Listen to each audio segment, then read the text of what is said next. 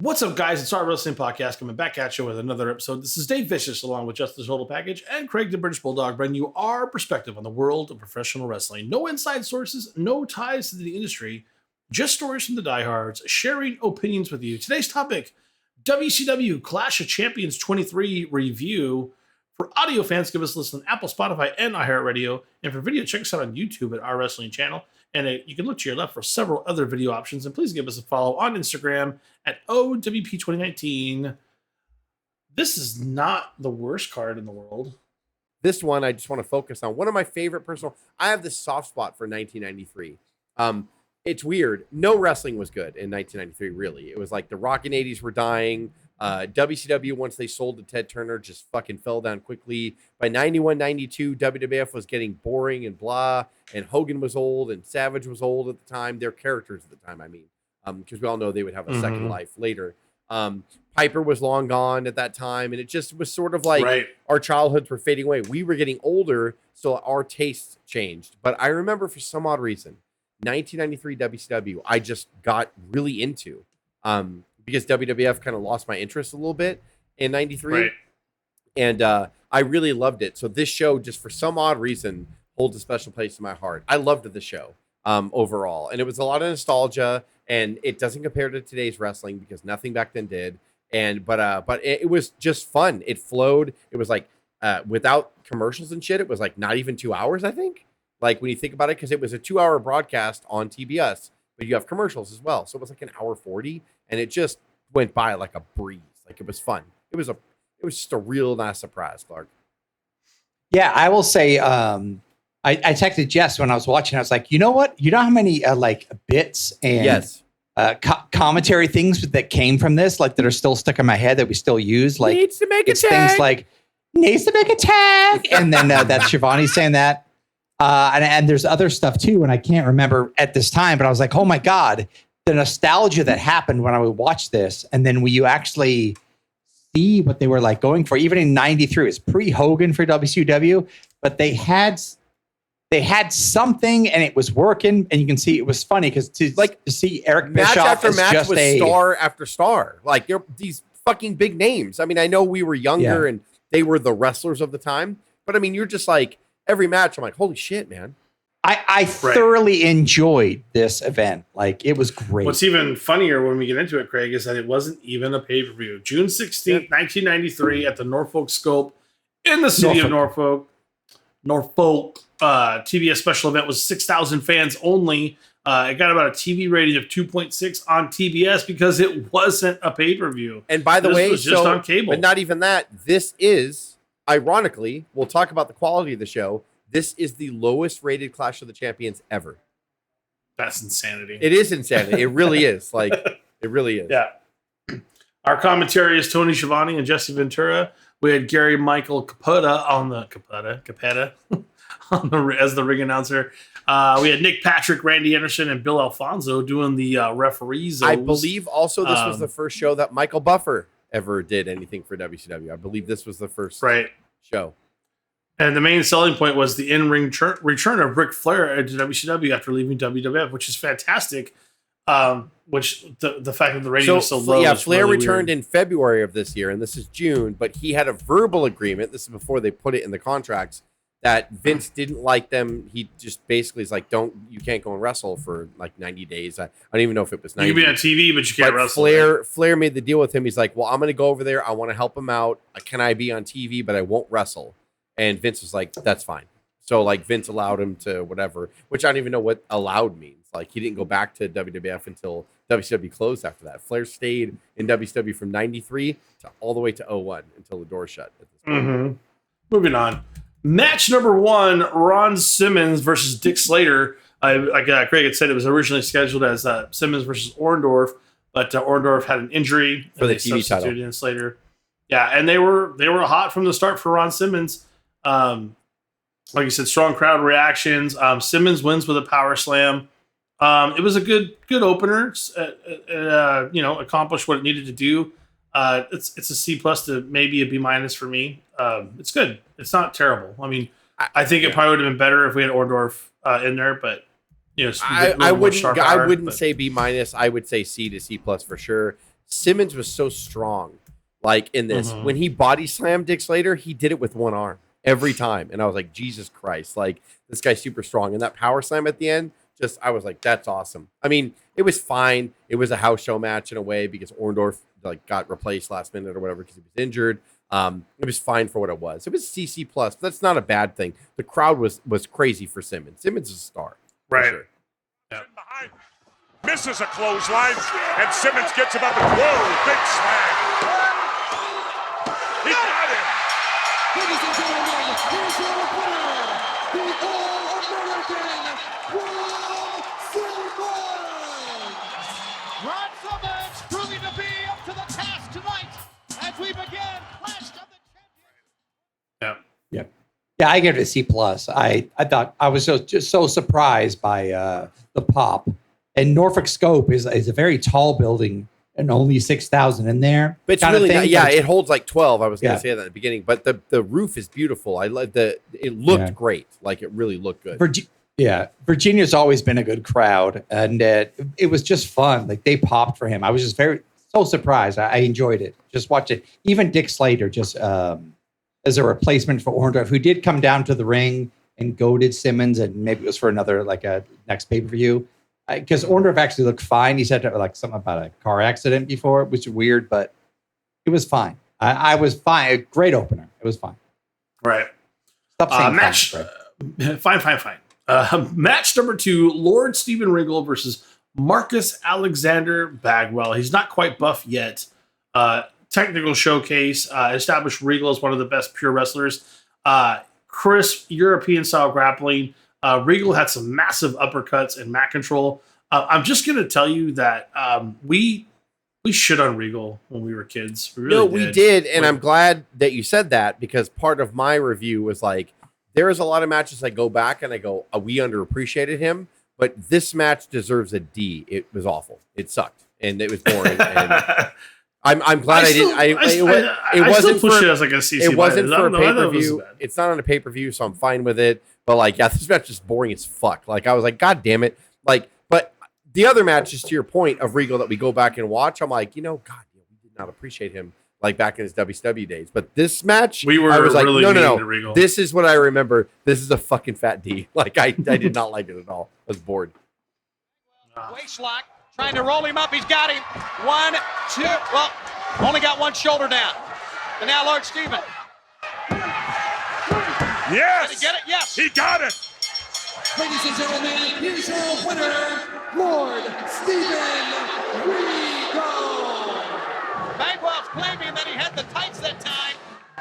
Tony, you saw the inexperience of Marcus Alexander Bagwell against Lord Steven right there. Craig, are you in the same boat? Regal's kind of carrying this kid. And the ending cradle, the roll-up, it was awful. They fucked it up. The ending part of it. Yeah.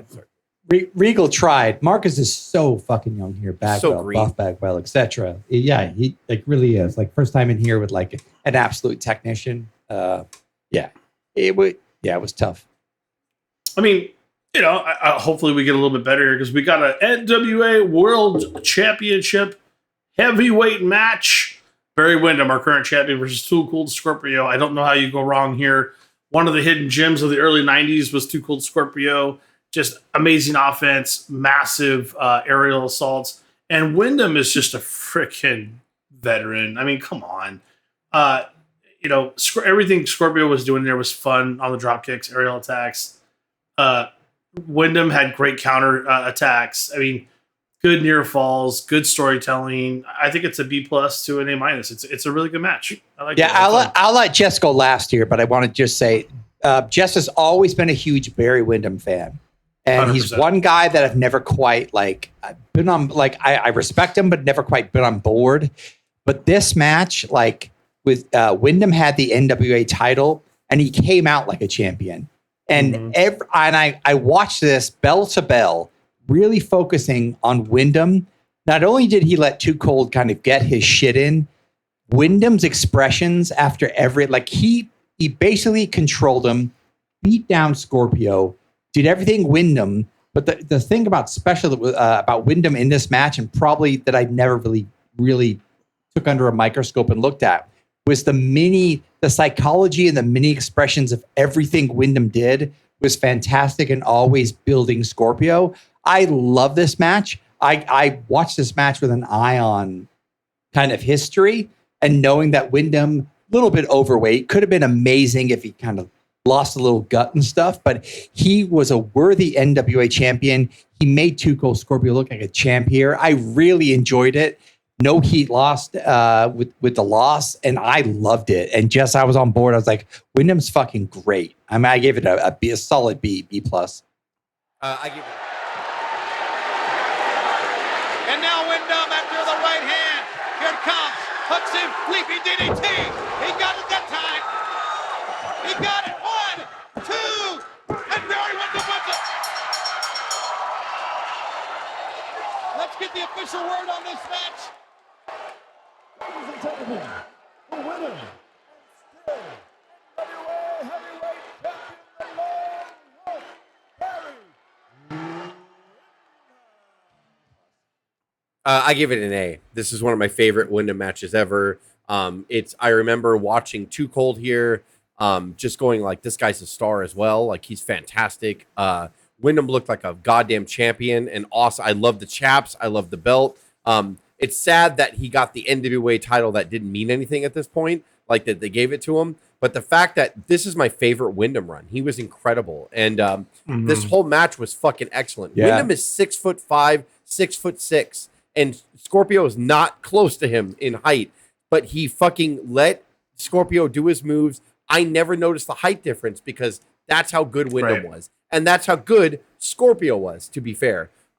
They both were awesome. You would not think on paper this match was awesome. Like, you would not think that they meshed. This was fantastic. And the last 5 minutes was incredible. I mean, everybody was up on their feet. The missile drop kick from the top rope, when he put Wyndham, Wyndham went for a superplex and he flat pancaked Wyndham down and it was a regular splash, but he twisted in the air and the whole place lost their shit. Like, they were standing up. Shivani passed out 3 times.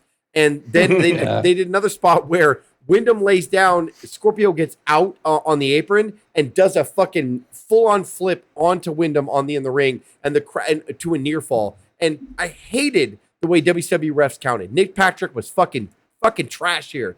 Like, in WWF, Vince always trained the refs. The refs do broad counts. 1, 2, the person in the top row has to see your hand, and then we can get into false finishes. In WCW, they never train the refs like that. So Patrick would get close to them, and he's like, 1, 2, like he's just in there, and it's like the crowd can't fucking see. So can you imagine today's ref counting with those false finishes? It would be 18 stars, match of the year, like, you know what I mean? Like, I felt like the referee's cadence in this fucked it up just because it's the way WCW trained their refs. But other than that, this match is an A. It was incredible. I loved it.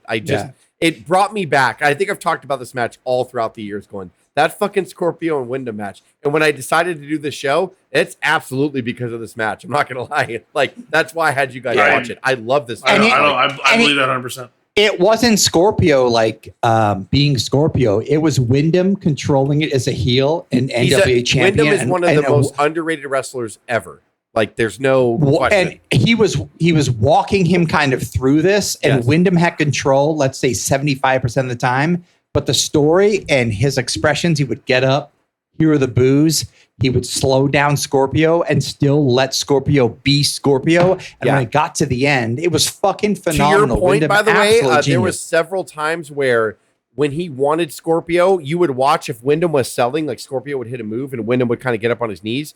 He would grab Scorpio by the waist and move him all the time. And I know I was very conscious of that because I was like, that's why he's great. Like, he understood, like, no, you need to be here. I need you here. Like, because he knew what move was coming. So he's like, I need you to move. And he, to your point, he was literally walking Scorpio. And that's not negative. Like, Scorpio had so much talent. He just had never been on this stage before. So Wyndham's just like, nope, you go here. And Wyndham was putting him everywhere. It's a masterclass. It truly is. Like, it's really a great match. A great television free match. It just, it's everything it needs to be when you talk about the way pro wrestlers work. It was, Wyndham understood the assignment, to quote the kids 5 years ago. I know that's an old. Right. I mean, And we're going to try to, come up to that. We have a 6-man tag match in match number 4. Big Van Vader, Rick Rude, and Sid Vicious versus Davey Boy Smith, Dustin Rhodes, and Sting. I mean, that is a lot of firepower built around the top baby faces battling its Monster Hill lineup. Vader looks absolutely unstoppable. Sid's, we talk about Sid and his presence. He was all the just time. fucking Nobody can top magical, it. Sid. He was so fucking huge. Like, Yeah, he's huge. he was dwarfing And- Vader and Rude. Like, he was just a massive I monster. don't, and I can't think of a hotter tag in the world than when Sting comes in on a hot tag. The crowd fucking loses their mind every time. It's perfect. But I give it a B. I think it's a really good match. It's fun. It's a lot of star power. I had a good time. I gave it a B. lot I of gave it a brawl, B lot of too. I brawl thought it was super solid. It was a B. I mean, why I didn't give it an A? Maybe just because the match before was more my bag. I think that's why, Jess. I really do. But on top of that, I mean, it was a 6-man, and what are you going to do? And like they ended it with a clusterfuck, and I hate that shit. WCW just wanted to. They were hyping the Beach Blast pay-per-view, which was coming up next month, so they had to kind of like do that or whatever. Yeah. I did like the ending. They pinned Dustin. He got hit with the briefcase. Rude gets the fall. They powerbombed him afterwards, and it was just a melee or whatever. But to your point, I mean, we fucking know this. What are we gonna do? Like, Sting is a goddamn. I love Sting. Like, everything he did, the crowd just fucking every time he looked to a side, they would erupt. Like, he just knew. And Davey Boy was over too. I'm not saying he wasn't, but Sting is a 100%. goddamn star. Like, he was just like Sting was just magic. And that spot where fucking Dustin just has enough of Vader's shit and beats him down on the corner, that crowd was going crazy, like, on there. Vader, another guy who, I get it, he was stiff, he took great liberty storytelling. sometimes, but Vader knew, like, beat me down. And you could hear Vader going, hit me harder. Like, it's just like, it's just, I love this WCW. I just love this period. Anyway, we had Rick Rude, like, him and Dustin were in a feud here, and they had really good matches as well. And just one, I don't know, man. It's my s'mores of wrestling right here in 1993. For some reason, I loved WCW in '93. It's for quite all its delicious flaws. here, I just loved it, and I just thought it was spectacular. I love this show. Where do you Yeah. throw it, Craig? It's a solid B. Yeah. Harley Race has the Halliburton with a U.S. title in it, Oh, and he's one Dustin Rhodes with it. and Dustin's out. Rude's on top. Here's the count. 1, 2, 3, it's It's over. over. Rude pins Dustin, who was knocked out with the Halliburton. Ladies and gentlemen, the winners of the match, the team of Ravishing Rick Rude, Sid Vicious, and Big Van Vader. I do the same. I give it a solid B. It was sandwiched between two great matches. So Right. how could it kind of top? And this could have main evented if it wasn't for Flair returning. But so good, and everyone got their shit in. It was like different random feuds, but it was a terrible promo with Bulldog and Sting and We're gonna do and Dustin. WCW Yeah. didn't know. WCW didn't know God. how to do that stuff. They just didn't. But It was, you had great moments in here with all of them. There's no reason With why Rude- Bulldog shouldn't have won the title in '93 here. I don't with get it. Rude and Sting, Dustin and Vader, Dustin and Rude. It was fantastic. and when you think that's all you're going to get, hold up, wait a minute. A 2 out of 3 falls match with the Four Horsemen, which is Arn Anderson and Ric Flair, versus the Hollywood Blondes. Are you kidding me? Brian Pillman and Steve Austin. Before anybody even knew they had potential, we knew that, but we didn't know what that potential was going to be. We all know what happened later, but holy crap, for the WCW NWA Unified World Tag Team titles, this was the reason to watch the show. Flair's return to the ring in WCW. The atmosphere immediately hit. It felt special. They had a huge ovation for Flair. Anderson and Flair, they wouldn't have to wrestle each other or with each other for 2 years, and they would come in and look like a veteran tag team. They were that good. And Anderson is just, come on, the ultimate mid-carder that we always talk about, built a Hall of Fame career on it. Pillman's got a ton of energy. He's a bump machine. Austin is incredibly underrated for heel work. Nobody understood how good Austin was until much later. I think we saw it. And We he'd loved. be half I knocked loved out. Austin And he was here. I loved him. and he would still do the role when he's like half knocked out on the outside, for the Hollywood Blondes. Just having a great freaking title. Now, normally I have a rule: if there's a non-finish, it's an automatic F. But this isn't a pay-per-view, so we don't have to do that. I give this match an A. It is way fun. It is a non-finish, But hey, we're not in pay-per-view. These matches are supposed to lead up to pay-per-view and have a real finish. That's the whole point. So you move the story along. I think everything comes out perfect here. It's one of the best TV matches you'll ever watch. It's an A. I give it an A. It's good. It's really, really good. The fans sensing it. Barry Windham is on his way to the ring. The figure four. The figure four. The referee's calling for the bell. Now what happened? Did Austin submit, or did Barry Windham get him disqualified? I have no idea what's going on here. The bout is concluded because of disqualification. Blair and Anderson are the winners. The title does not change. The majority of the people that I kind of research other people's opinions on each show before we do reviews, and the majority of people say this is the match of the night. I don't agree. I think Wyndham and it's Wyndham, right? Is, and I think that the only thing that made me irritated about this match was the fact that they had 2 falls and not 3. And if you're going to advertise a 2 out of 3 fall match, take us to deep waters. Do the 3 falls. There's no reason why when they were hammering on Anderson's leg. And I give this match a B, by the way, a solid B. It's fantastic. Okay. Yeah. It was good. Yeah. But I'll do the negatives first. They worked on Anderson and told us a story in the second fall. They were beating the shit out of his knee. There was a couple spots there where I'm like, you get the pin on Anderson. And it just didn't happen. And I'm like, why? Like, why couldn't they have cheated and beat his knee up and then gotten the pin for the second fall and then did everything that you just said on the third fall? Like, it doesn't make any sense. But they didn't. They chose to do this match only 2 falls. That's why I dock it, because it's a dumb decision. And there's no reason to do it. You're not hurting Flair. Anderson can take the fall because they were beating the shit out of his knee and cheating and doing illegal shit or whatever. And then for some reason, Pillman and Austin in this whole match are like, we're going to stomp and kick all the time. Like, that's all they did. A couple times, Austin would break out a suplex on Anderson. And I just felt that Austin and Pillman were holding back, and I don't know why.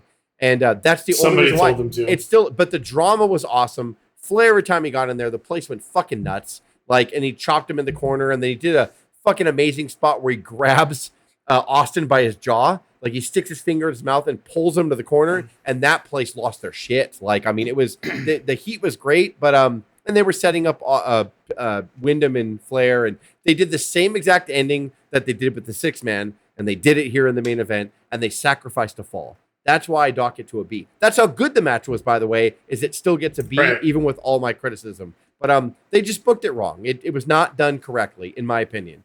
Yeah, I saw this 10 days ago. We were supposed to do this episode last week, and I did not remember that it was 2 falls to nothing. I actually thought it was 1-1, and then the DQ came after, and then the champs won the belt. So looking back, not to cut you off, shit. Did you hear Michael Buffer fucking up already early? Like, when they did the first fall, Flair hits him with the flying forearm and then pins Pillman, and then and they're like, we'll be back for fall number 2.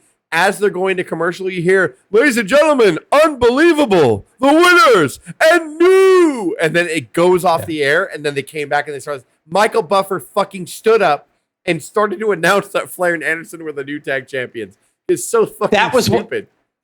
That was one of the bits that I remember that we did forever after this for decades. Yeah. Unbelievable! Because you could hear in the background, unbelievable. And he said it wrong. So dumb. It was Who told him to say that? He improv that. He just got up and he was like, ladies and gentlemen, unbelievable. I got the fever, the winner. Like, he just like, no, I need to go home early. Nobody told you to fucking announce that. No one did. Like, so weird. Yeah. And he got $100,000 like a fucking episode apparently for any of this shit, which is crazy. For saying, let's this match, I give it a B+. I loved it. It was snug. It was wonderful. Arm psychology with his knee, the whole kind of 20 minutes, like worked on it. Flair always getting his comeuppance and the mocking of Flair which you'd never really seen. It was almost Austin, he put his belly out and he pointed to Anderson. He's like, this is you. And he started walking around. You're old man. Jesus Christ. Like, I was laughing really hard. Yeah. It was disrespectful. It was just like, hey, I'm an old man. I'm sticking my big out. Boom, boom, boom. And even like Pillman with like the strut and stuff. But Flair would always, when he got tagged in for the hot tag, just attack him, fuck him up. It was wonderful. It was just beautiful stuff, and it's all because of probably, I mean, Pillman and Austin were just fantastic, but even Arn again willing to just take the knee and take that kind of injury and the psychology of it, and then to give them the victory, and then they did a whole thing at the end. Who came out and attacked when it was over? Yeah, Wyndham came out and attacked one of Flair. the Yeah, it was all. Yeah. Wyndham came out and attacked Flair, but it was and a big setup, but it was still just fucking great, man. It was just 90. I don't know why it is, man. Like, honestly, if you look at a lot of shit, WCW kind of sucked in 93. But for some reason, like, I remember summers, like, waiting for WCW Saturday night. I would swim in my pool. I would, remember those days you'd come into the air-conditioned house and, like, your trunks were still kind of wet from outside. And, like, I would just go get a snack and I was like, it's 6:05. It's time. Like, and I would watch fucking WCW Saturday night. And I remember 93, I don't know why I connected with WCW so much. Because I was irritated with WWF, but I loved Rude. I loved Rhodes. I loved Sting. I loved Vader. I loved Bulldog came over there. And I was like, yeah, Flair comes back. I'm like, dude, yes. I love Sid. Like, I just loved all of it. And this Clash of the Champions is like this vacuum of 93 for me. It's this bubble that I love. And when I watched it, I remember just smiling here a couple days ago. And I was just like, dude, said. Fuck, man, I great. love this. I love this shit. It was great. It was fun. The whole show was fun. B+ show? Yeah, B+, even A-. Like, yeah, I would go, A, Craig's right. Fuck, what am I saying? A, let's just do it. A. Yeah, I mean, if you take it off the pay-per-view edge, it's definitely an A. If you try to judge it over, I mean, yeah, I think so. Yeah, it was fun. This match, whole night. I think it's a B+ in people's mind because they think it's a pay-per-view. It's not. It's just a freaking It's a cable even for show. a pay-per-view. Honestly, I wouldn't have been mad. Like, I would have been like, I mean, the to your match, Dave. If this was the main event, I'd be mad about that if it ended in a bullshit DQ. Yeah, about the finish, right? Yeah, but yeah, like no, the whole card. If it was pay-per-view, I'd be like, this is pretty good. Absolutely, not good stuff. Where did I go? You just do your little outro. That's not good. Do a little shindig out of here. For audio fans, give us a listen on Apple, Spotify, and iHeartRadio. And please check us out on video at YouTube at our wrestling channel. And please give us a follow on Instagram at O.W.P 2018. For Craig, who had to check on the pooch, I think, Jess and myself, this is the O.W.P signing off. Have a good one. And stop.